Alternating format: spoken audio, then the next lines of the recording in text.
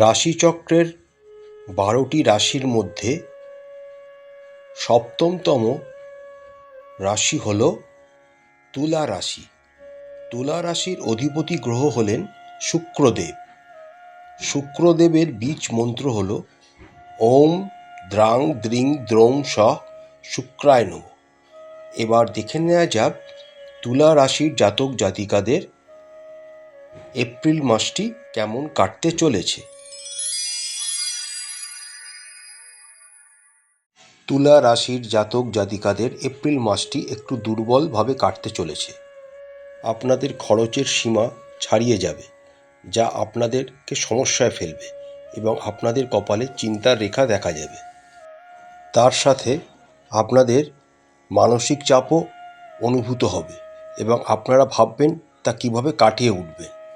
মাসের শুরুটা প্রেমের সম্পর্কের ক্ষেত্রে চাপের হতে চলেছে, তাই খুব সাবধান।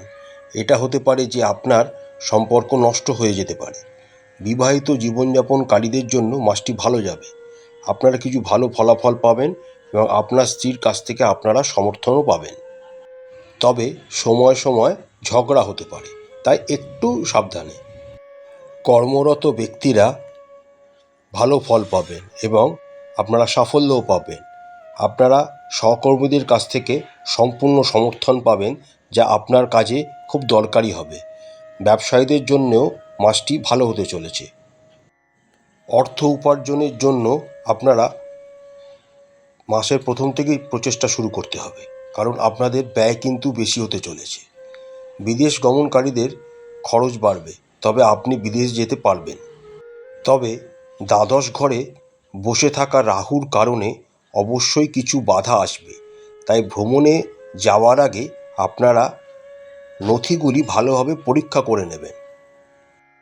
এবার আসা যাক শিক্ষার্থীদের বিষয়টিতে।